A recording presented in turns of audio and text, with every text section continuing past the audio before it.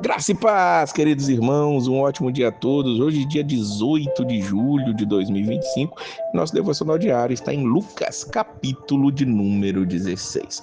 Lucas, ele vai trazer aqui agora uma parábola, alguns ensinamentos de Jesus acerca do céu, do inferno, acerca da lei de Deus, e são de difícil interpretação, podemos dizer assim. A primeira coisa é sobre aqui o que diz sobre a parábola do administrador infiel. Diz assim: dizia também aos seus discípulos: havia um certo homem rico, o qual tinha um mordomo, e ele foi acusado perante ele de dissipar os seus bens. E ele, chamando, disse-lhe: que é isso que ouço de ti? Dá conta da tua mordomia, porque já não poderás mais ser meu mordomo. Aqui Jesus está contando uma história de algo que possivelmente era bem comum naquela época. Os mordomos estavam ali, pessoas que serviam aos outros, e este homem aqui agora foi pego num flagrante, foi pego como alguém que estava roubando os bens daquele seu patrão. O que ele vai fazer? Ele vai agora estar ali desesperado, porque ele pensou no versículo 3: eu não sei cavar, não sei mendigar, tenho vergonha, o que eu vou fazer se eu não estiver trabalhando com esse? Ele pensou bem e ele saiu em busca daqueles homens que deviam ao seu senhor, e ali ele saiu diminuindo a dívida deles. Olha o que ele diz aqui no versículo número 6: se você deve 100 medidas de azeite, toma a tua obrigação e assentando-te já escreve 50. Ele foi reduzindo as dívidas das pessoas que deviam ao seu senhor, e ali ele foi elogiado pelo seu próprio senhor naquilo que ele estava fazendo.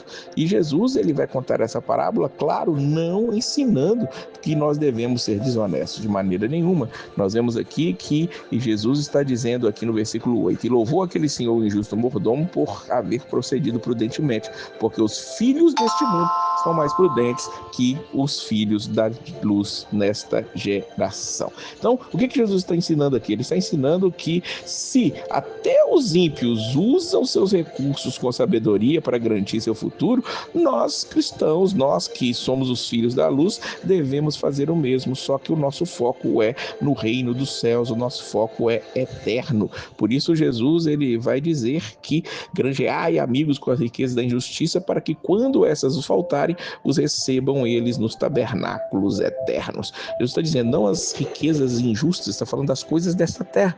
Então que nós possamos usar isso também para poder estar ali levando pessoas a Cristo, e quando lá chegarmos, pessoas também estarem salvas e nós nos alegrarmos nos tabernáculos eternos. Jesus, ele traz um princípio aqui por trás disso, dizendo que quem é fiel no mínimo também é fiel no muito. Quem é injusto no mínimo também é injusto no muito. Então Jesus está mostrando aqui que aquelas pessoas que são fiéis no mínimo, nas pequenas coisas, pode ter certeza que elas também serão fiéis no muito, e pode ser que cheguem até lá. Mais embaixo nós vamos ver que Jesus vai falar para aquelas pessoas ali no versículo 16: a lei e os profetas duraram até João. Desde então é anunciado o reino de Deus, e todo homem prega força para entrar nele.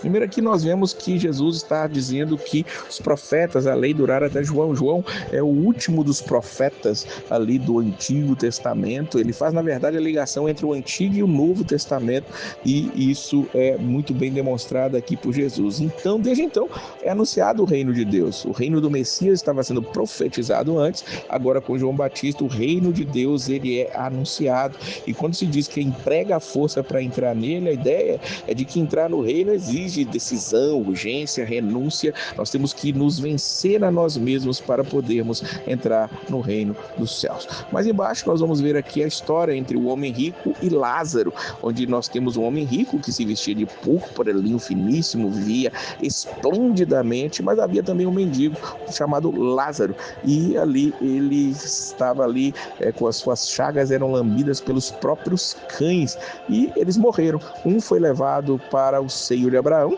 e o outro foi levado para o inferno. É o que diz o versículo de número 23. Então aquele homem que estava no inferno, ele grita ali, ele clama a Abraão, pai Abraão, que representa Deus aqui nesse caso, tem misericórdia de mim, manda Lázaro que molha a água, a ponta do seu dedo e me refresque a língua, porque estou atormentado nessa chama. Veja que nós temos uma figura do que é o inferno. Aquele homem pedia uma simples gota ali para poder aliviá-lo de tão atormentado que ele estava.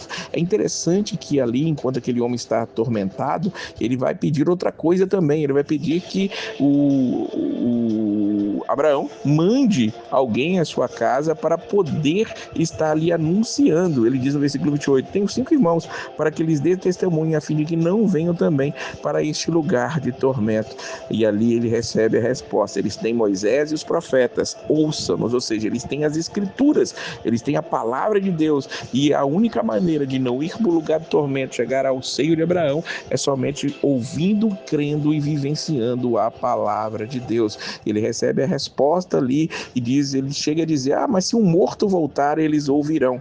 Mas ele recebe mais uma vez a resposta no último versículo, se não ouvem Moisés e os profetas, tampouco acreditarão, ainda que algum dos mortos ressuscite. E é interessante porque um dos mortos ressuscitou e não morreu mais. Esse é Jesus Cristo. Ele continua anunciando a mensagem. Muitos não creem, muitos continuam perdidos, continuam adorando outros deuses, muitos continuam perdidos nas suas riquezas, adorando a Mamon, como Jesus vai citar aqui em cima, porque não tem como servir 2 senhores, somente um, e que esse seja o Deus que pode nos salvar e nos libertar de todo o mal. Que Deus possa abençoar a sua vida, um ótimo fim de semana. Se tem mais alguma coisa a falar, perguntar, essa primeira parábola, inclusive, ela gera muitas controvérsias. Vamos falar sobre isso. Coloca aí no YouTube que nós podemos conversar. Que Deus abençoe a sua vida e a paz do Senhor.